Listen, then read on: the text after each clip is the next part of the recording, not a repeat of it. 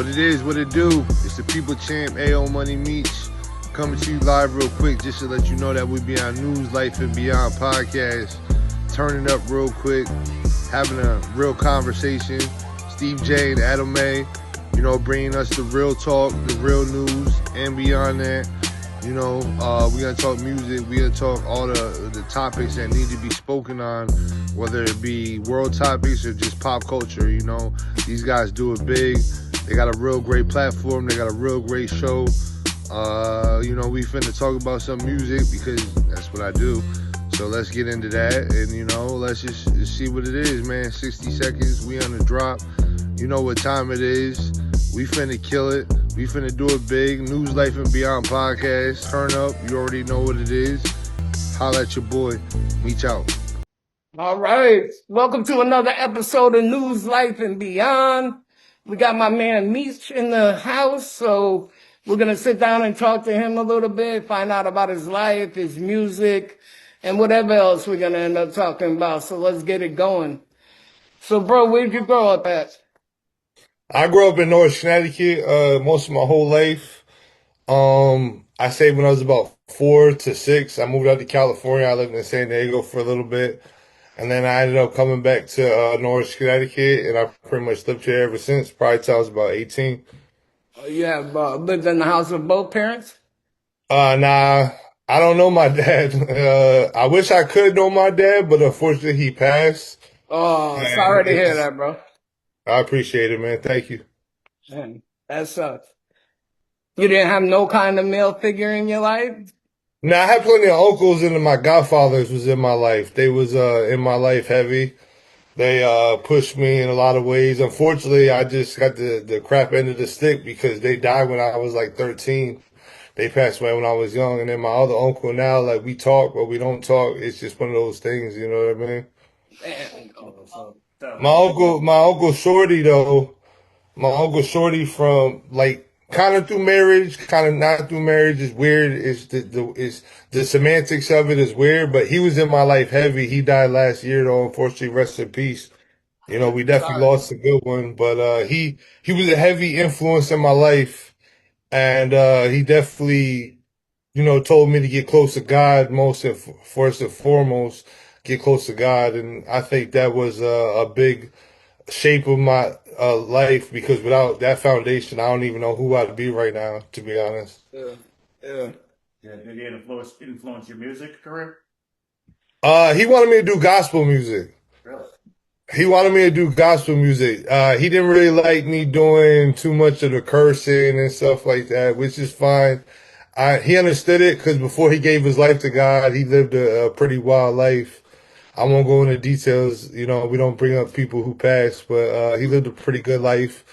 And, he changed his life and he wanted me to do gospel music. I do have a song that's kind of dedicated to him. It was kind of like me going down that lane, but it wasn't like me really going down that lane because I didn't want to be labeled as a gospel artist. But I have a song talking about like my inner reflections with God, and it's called God's Talk. It's a great song. If you ever get a chance to listen to it, it is on all platforms. So, it's definitely up there to listen to. And my uncle would appreciate it. I'd appreciate it because it would definitely raise some questions for yourself. Like, damn, like he might be onto something. You know what I mean? Yeah. So what year did you step off the porch? Musically, like what year did I step off the porch? No, just as a young kid growing up, when you started getting out and meeting people and forming relationships. Oh man, that was at a young age. Like I want to say, I was kind of always an outdoor kid. So like I used to walk to the east side of town because in Norwich we have 3 sectors, like kind of downtown, the west side, and east side. And I used to walk to the east side, like probably when I was like 10, 11, 12 years old. And so I was always known in the street. My family was very known. My great grandmother was on mad committees and stuff like that. So I couldn't go nowhere without someone knowing me. So it's kind of like the whole city kept an eye on me and kept me out of trouble. You know what I mean? I'm from Norwich my whole life, so I used to live on Cliff. Oh, Cliff Street? Yeah. Yeah, Yeah. I lived on Cliff Street for a while. Yeah. If you go down North Cliff, you could drive right into my Yeah. parents' house. Oh, okay. Yeah. Word. That white house with the big deck in the front, that was our house. I'm pretty sure I would know if I was like right in that area. That's pretty dope. Yeah. I Yeah. probably crossed paths a long time ago and didn't even know it. Yeah. I used to live on the east side too. Oh, for real? Yeah. We definitely crossed paths a long time ago. Yeah, We we used to be down on Chestnut Street, Boswell, all that area, Lake Street. Lake Oh, Street. okay. Word. Yeah. Yeah, I used to live on Lake Street when I was young too. Yeah. That's crazy. How That's old are you? crazy. I'm 37. 37. Yeah, see, I'm Yeah. 52. Yeah. Yeah. We're Oh, a little older than perfect. you, but you was a youngster when we was out there. Yeah. Yeah. Probably know some of your family and stuff. Yeah. Absolutely. You probably know my grandma. Her name was Elaine. Elaine Williams, rest in peace. She was an angel. Um, my family, the Bakers, I got my aunts I know now, Baker's, Jesse. Yeah. Jimbo, and Mikey, and Nah, those are different Bakers. Those are different Baker. different All right. Bakers. Yeah, different Bakers. But we're pretty known out here in the city too. Like I go a lot of places and people straight up grab me like, "Yo, you Gerald's grandson," and like turn me around. And I'm like, "Yo, hello." So So how was it's you? cool though. How were you in school? In school, I was good until high school, man. I started chasing skirts in high school. Yeah. Uh, I would skip school. I get phone calls or texts from a girl and stuff. Yo, my parents ain't home. Oh, well, I'm coming over. And I literally walk, because, NFA, the open Yeah. campus. That's where you went to So, school? that's why I ended up going to school. I started out at Noah's Tech. Then my Okay. shop got transferred to Grasso and some janky stuff happened. I got hit by a car. I almost died. And I ended up getting kicked out of Grasso in the process. It was wild. And then I ended up at NFA. And it kind of got crazy from there because, like, I just got to NFA. It was like, oh my God, there's like 6,000 girls. Like, Yeah. I went to yeah, NFA. you know what it's like. You know what I mean? It's Yeah. like, oh. And I didn't keep my head on in the books. I did get a degree though. I did go get a degree after, so I do encourage. Let me for any kids that might see this, like, don't do what I just told you I did. You know what I mean? Do the right thing and keep your head in the books because that is first and foremost. I'm in college right now for this music shit, and just making it happen. You know what I mean? So education is important for anyone who's watching this. Always push for more. Did you have any siblings?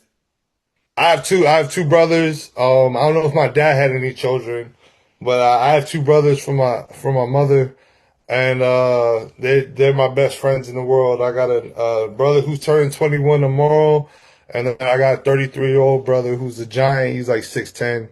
Damn. So yeah, he's a big boy. That's crazy. 6'10". So you said you were going to college for music. What kind of courses you taking? Music production science, and it kind of covers a bunch of different things. It covers beat making. It covers the overall production, like the mixing and mastering of music. It covers small business management, so I can better market myself when I'm done. One thing that I was happy about when I chose this course was they told me that they would help me find a job in the industry Damn. once everything was said and done. So, that's a big thing for That's me a because I good. don't want to have this knowledge and then have nothing to do with it other than myself. Obviously, I know that I want to work on my own music, but I want to be able to, do other things with this knowledge. As long as you're involved in music, that's all you really care about? That's all I really care about. I mean, I used to have hoop dreams, but after high school, if you don't really do nothing with it, it's kind of hard to get into it. And I'm 37, so Yeah. I don't expect to make the league overnight. I don't think I'm making the league. Right. I will be playing in the night flight this summer though. Okay. So yeah, so we finna do that. Try to win it all. You know what I mean? You're My, real good? my team's real good. I ball. I ball. Everybody that plays with me like, damn, you played in college, you played in, overseas or anything like that. And like, I was better when I was slimmer. I put on a little weight, but I Yeah. adapted the way I play now. It You know happens. what I mean? Yeah, it's life, It's We're part of the thinking of, game. we're thinking about sponsoring a team 3-on-3 this summer. That'd be fire. Yeah, That'd be fire. I got a dope three if you want to sponsor us. I promise you yeah. could win some shit. You ever Yeah, I see got dope three. the Worlds Collide kids? The ones that The throw what? they throw the three on three. Worlds collide. Nah, oh, the worlds collide like the music people. Yeah, they Yeah, do it. yeah, For real? Oh yeah. shit, I didn't Yeah, know.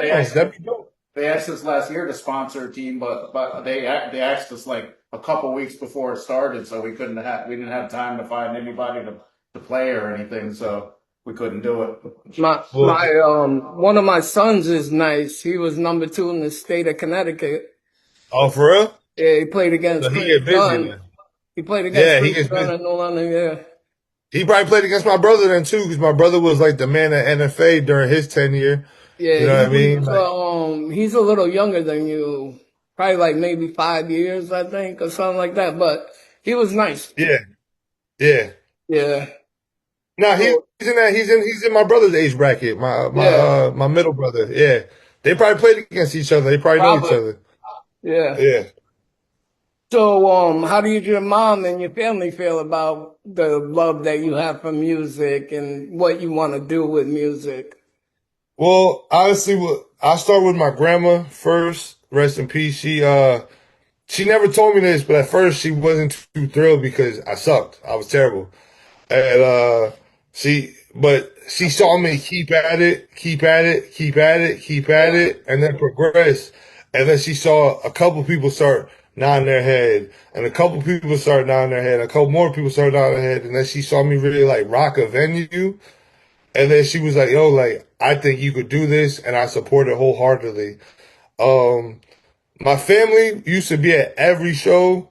They still come to shows, not as much as every show. Once my grandma was at every show, like literally, people know her, like other artists around the town, New London, Brighton, they know her because she was like 70 years old at the event, holding it down, watching everybody, you know what I mean? So like, and staying for everybody, not even just like, oh, my grandson performed, I'm leaving. No, literally there till 1 in the morning, listen, watching everybody.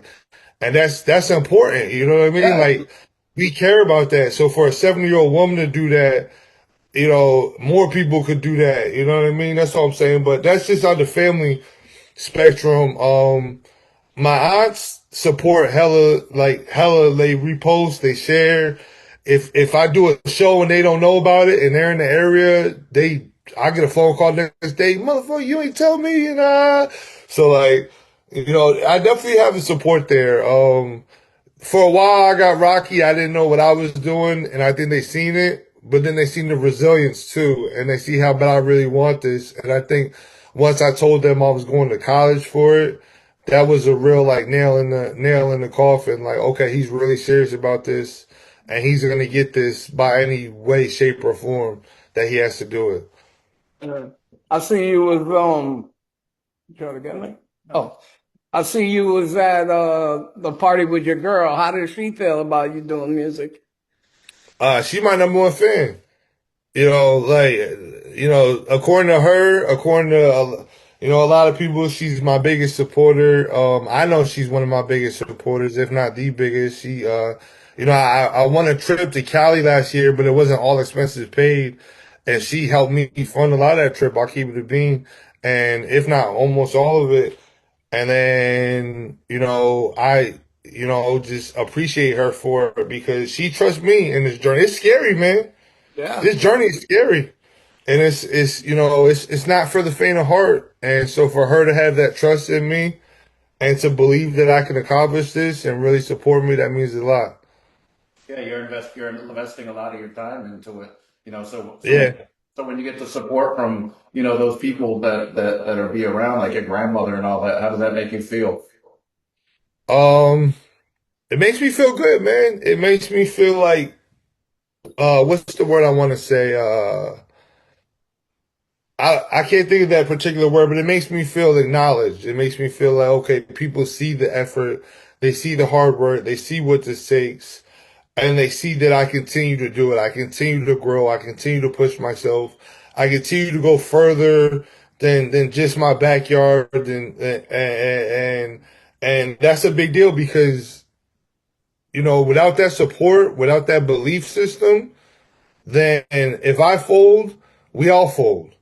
And I need that belief system in me because there are days it's hard on me. So I need that extra person who believes and say, yo, Meech, come on, you got this. My boy Psychedelic, big friend of mine, big fan of mine, and more importantly, a friend first. He hit me up 2 days ago, like, bro, and he sent me like a meme, and it was like, I think you forget why this was difficult. I think you forget why you are going through this, because you asked for this.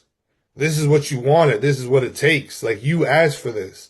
You wanted a reason to be strong, so you got tested. You want a reason to be wiser, so your knowledge got checked. You know what I mean? Like, you asked for this. And so with a support system like that of people who remind me, like, bro, you got the juice. All you got to do is just push.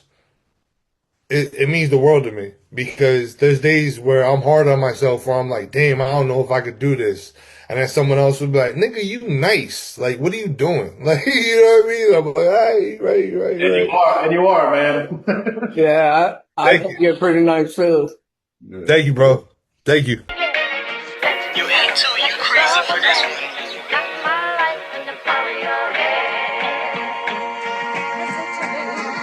News, life, and beyond. Still here, still repping it. No politics, but we out to get the presidents. If we talking about it, then you know we speaking relevance. Giving you the facts, that's the only way to represent Connecticut. You just gotta tap in, like, share, and subscribe. CJ and Adam May, official, we going live. Just another episode, a visual for your eyes. News, life, and beyond, officially in its prime. News, life, and beyond. News, life, and beyond. News, life, and beyond. News, life, and beyond. News, life, and beyond. News, life, and beyond.